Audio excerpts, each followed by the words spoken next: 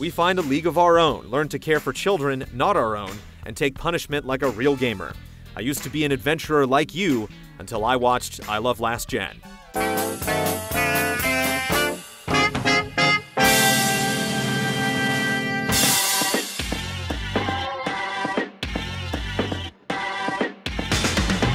Walking Dead came out of fucking nowhere. The Walking Dead from Telltale was one of the most emotional video games I've ever played. There's not many games shock like that game. That to me represents the future of gaming. The Walking Dead is a different kind of video game. It's almost not a video game. This thing based on a TV show, based on a comic book, ended up being the game of the year. I think it was really awesome that they were able to provide such an emotional story for a modern point and click. The game was simple and yet so emotionally engrossing. Once you complete an episode, it gives you your choices versus other people's choices. I thought that was really cool. I wish more games would do something like that. First, I chose to save Sean over Duck, and then I killed Duck. I'm a bad person. There's nothing has more impact than when you feel like you're deciding the life and death. Not just your life and death by making a dumb move coming around the corner in a Call of Duty map, but telling someone that they're not going to live. Do you want to save your child or not? And I always chose to save my child. Because that's responsible. Yeah. When people tell me that they're not moved by The Walking Dead, there's something wrong with you. I didn't get it. I don't know who you are. I don't know what planet you're living on. I just don't quite get the appeal of that. If you're looking to just go and blow a bunch of people away, obviously that's not your game. More than anything, they proved to the video game industry that people wanted more of an experience than just shooting someone in the face. I always love seeing when video games best comic books and film and television all at once. Why doesn't he just tell you what he wants? Because he's insane.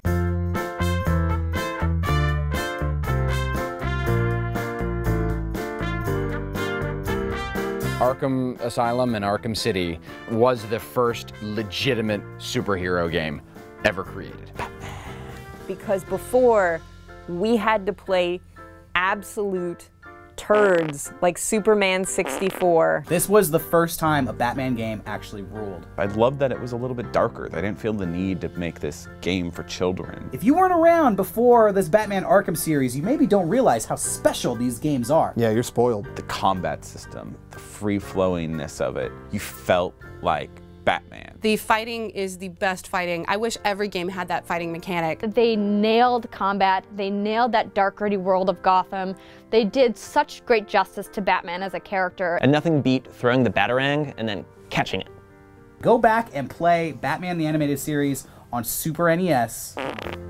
You'll know our pain. I'm a huge Batman fan. You're a huge Batman. I'm a huge Batman. It turns out I have a Batman suit at home. The fact that those games felt like they were lovingly made for comic book fans by comic book fans. I was like, oh, this is cool, this is fun, I'm having a good time. And then like 100 hours later, I realized that I'm doing every single Riddler challenge in the game. I went around and found every single one of Joker's chattery teeth, and that took me a very long period of time, and it didn't really get me much, but it got me a lot in here. And that brings up another point, which is you got the... No more points. Okay. It was my favorite series of this generation.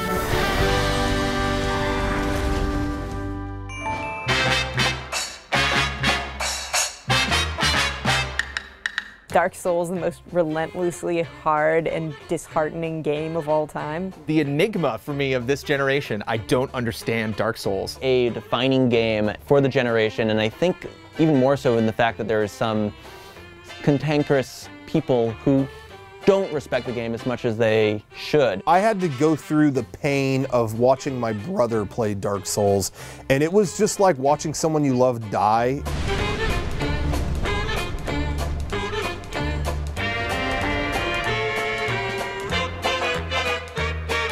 The game just feels so cold and unforgiving to me. You're suffering so much, why do you continue to do this? You start figuring out how to get good at the game, and you start to realize that this is the most satisfying thing I've ever played in my entire life. I think it uncovered a part of people they didn't know it was there, that people wanted to hurt. Demon Souls and Dark Souls are my heroin. Dark Souls is fun because you're having a bad time, but in a safe environment. And I've never done heroin.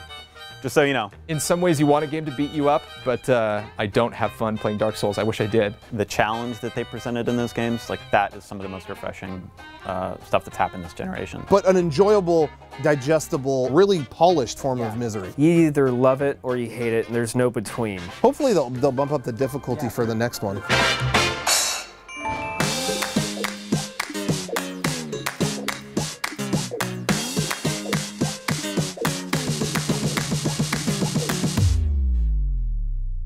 I had to explain what League of Legends was to my grandpa. You level up, you manage your resources, you do the damages, you like kill things. I said that it was something of a war game where you are on a team with 4 other people against a team of 4 other people, and then you fight your way into their base. So League of Legends was really at the forefront of the free-to-play movement. And it's free. And it's free-ish. You should get it, it's free. It's free, there's no risk. Nobody really anticipated the kind of audience that was going to gravitate towards League of Legends. The most interesting thing about the end of the current console cycle is the rise of esports. No one thought that a single game could bring this many people together in a really, truly live experience. Esports were something that people joked about, and now it is very serious. It's a game that has really surmounted the idea of what competitive is, because it's team-based and at the same time kind of cutthroat. People aren't laughing about it anymore. It is the epitome of what an esport should be. It's relatable, it's fast-paced, you can watch a match and root for your champion or your team, and you know what's going on. If you've played enough, you know what's going on just by glancing at it. You need more damages, bro. What does that mean? Well, did I need to ADC the mid, or what is ADC? You needed an ADC, last hit the creeps on the tower, diving through Nexus. Do I play mid or high? High. Low?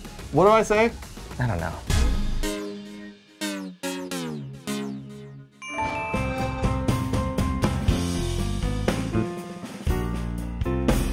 Skyrim, arguably the greatest game of this generation of consoles. That's what you would say. Is that your game? Where do I begin with Skyrim? There's so many places to go and things to do. Like, seriously. I know people who have logged hundreds of hours.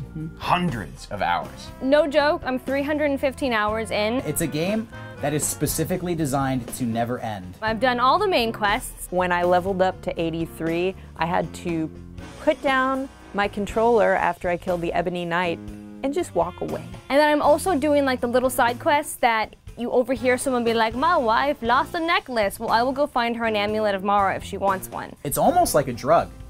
I'm almost starting to wonder if we should outlaw Skyrim. Oh, shoot. Skyrim was so addictive for me that I found a mammoth. And I took painter's tape and I taped it around the triggers on my controller, and I dual cast fire, damage, and healing on the mammoth.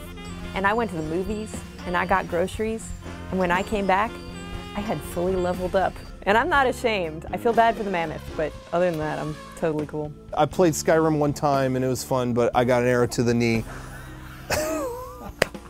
You're like a bard. I'm like that bard in the game. Yeah, the comedian.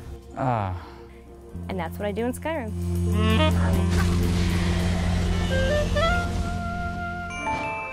Next time on I Love Last Gen. There are very important things to be talked about here. I'm so not even joking. What are people really excited about for PS4, really? Let me tell you, running around and shooting people is awesome. I don't feel strongly one way or the other, to be honest.